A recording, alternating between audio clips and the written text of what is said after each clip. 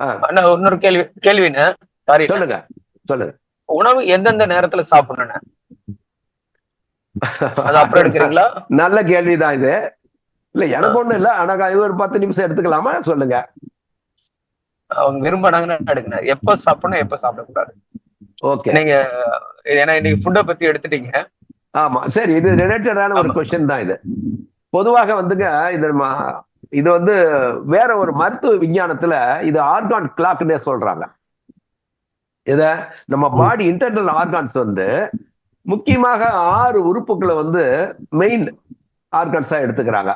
ஒண்ணு வந்து lungs, heart, kidney, இப்படி நம்ம உடல் உறுப்புகள் ஒண்ணு ஒண்ணுமே முக்கியமான உறுப்புகளாக எடுத்துக்கிறாங்க. அந்த சார்ட் கூட நான் வந்து உங்களுக்கு வந்து நம்மளுடைய குழுவிலேயே நான் அந்த ஆர்கான் கிளாக்கையே நான் உங்களுக்கு அனுப்புறேன். இது வந்து பாத்தீங்கன்னா 6 முக்கிய உறுப்புகள், அதனுடைய தொடர்புடைய துணை உறுப்புகள் ஒன்று இருக்குது. இப்போ வந்து கிட்னின்னு எடுத்துக்கிட்டீங்கன்னா கேல் பிளா இது இருக்குது இல்லையா, யூரினரி பிளாடர் வந்து அதோட துணை உறுப்பாக இருக்கும்.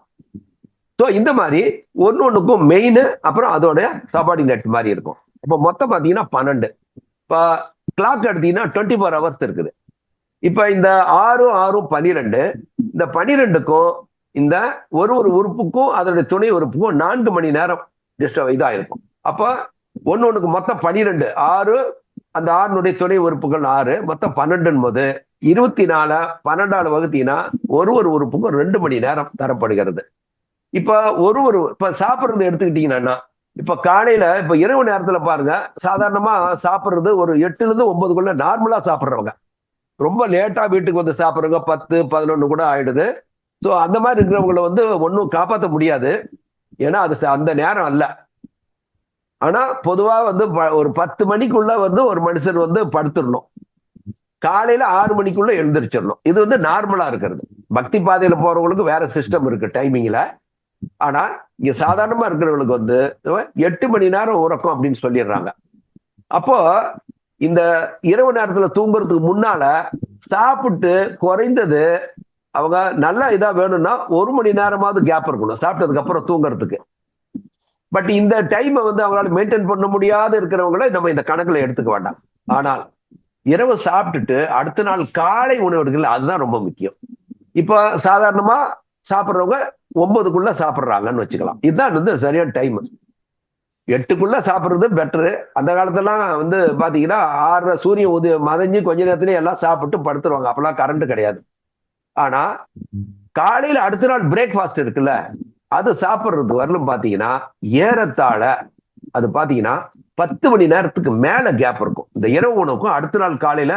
அதனால்தான் அதை வந்து ஆங்கிலேயர்கள் என்ன பண்ணா பிரேக்ஃபாஸ்ட்ட்டாங்க. ஏன்னா இந்த அரை நாள் ஏறத்தாழ வந்து ஒரு 10 மணி நேரம் 11 மணி நேரம் கூட இரவு உணவுக்கு அப்புறம் காலை உணவு பாத்தீங்கன்னா அவ்வளவு பெரிய கேப் வரும். ஃபாஸ்ட் மாதிரி, அது ஃபாஸ்டிங் மாதிரி தூக்கத்துல இருக்கிறதுனால அது வந்து நம்ம தூங்கிடுறோம்.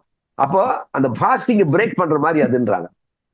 அப்போ இந்த உணவு காலை உணவு சாப்பிட்ற நேரம் தான் ரொம்ப ரொம்ப முக்கியம்.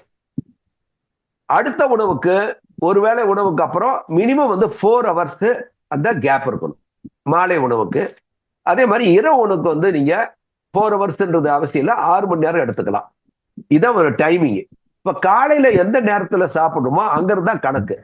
இந்த உணவுக்கான இறைப்பு வந்து உணவு வந்து செரிமானம் செய்யக்கூடிய இது.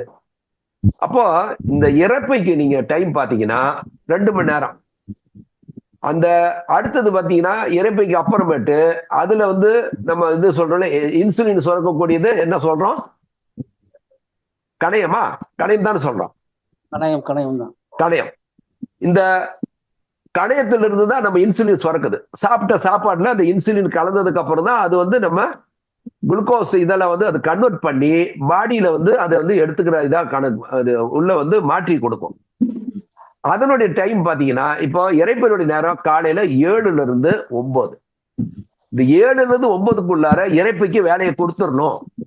ஏன்னா இந்த ஆர்கான் கிளாக்ல பர்டிகுலர்லி இந்த acupuncture system Chinese method of இதுல வந்து பாத்தீங்கன்னா இந்த சிஸ்டம் வந்து ரொம்ப ரொம்ப அவங்க மெயினா வந்து ஃபாலோ பண்ற சிஸ்டம் இது. அப்போ காலை உணவு என்பது காலை 7ல இருந்து 9க்கு உள்ளார முடிச்சிடணும். 9க்கு மேல தள்ளி போக முடிச்சே ஆகணும். அதுக்கு அடுத்தது என்னன்னா உணவு சாப்பிட்டதுக்கு அப்புறம் அடுத்தது பாத்தீங்கன்னா நீங்க கணையத்தினுடைய வேலையை வந்து ஆரம்பிச்சிடும். அது வந்து இந்த உள்ள இறைப்பையில பண்ணும்போது செரிமானம் பண்ணும்போது அதனுடைய செக்ரீஷன் வந்து அந்த இதை இன்சுலினை உணவோடு கலந்து அது வந்து அடுத்தது குளுக்கோஸ் எனர்ஜி உங்களுக்கு மாற்றி வந்து ரத்தத்துல உள்ள கிரகிக்கிற மாதிரி மாத்தி கொடுக்குற வேலை செய்யணும். இப்படி 7-9 அதை சாப்பிடலாம அது அரைக்க வேண்டிய நேரத்துல அதான் மெயின். எப்ப போட்டாலும் அதை அரைக்கும். ஆனா ஒவ்வொரு இதுக்கும் வந்து அதுக்குன்னு ஒரு குறிப்பிட்ட ஆக்டிவா ஃபங்க்ஷன் பண்ற நேரம் அது. அப்போ இந்த காலை உணவு எப்ப சாப்பிடணும் போது இந்த காலை உணவு முதல்ல நீங்க டைம் கரெக்டா எடுத்துக்கிட்டீங்கன்னா அவங்க சுகர் பேஷண்டா இருக்க மாட்டாங்க. இந்த உணவு தப்பி போய் மாறி மாறி மாறி சாப்பிடுவாங்க. நிறைய பேர் காலை உணவை ஸ்கிப் பண்ணுவாங்க, இல்லைன்னா ரொம்ப லேட்டா சாப்பிடுவாங்க. இடையில டீ சாப்பிடுறது, காபி சாப்பிடுறது, 10 மணி கூட சாப்பிடுவாங்க சில பேர். ஸோ காலை உணவை வந்து 7-9 கட்டாயமா எடுத்து பழகிக்கிட்டவங்களுக்கு சின்ன வயசுல பழகிட்டாங்கன்னா அவங்களுக்கு எல்லாம் சுகர் வந்துன்றது அவ்வளவு ஈஸியா வராது. இப்ப இருக்கிற உணவு அந்த இருக்கிற கெமிக்கல்ஸ் மூலமா சில வந்து லேட்டா வேணா வரலாம். ஒரு 80 வயசுக்கு மேல 70 வயசுக்கு மேல அதனுடைய தாக்கம் இருக்கலாம். காரணம் என்ன, அதுல கெமிக்கல்ஸ் இருக்கிறதுனால.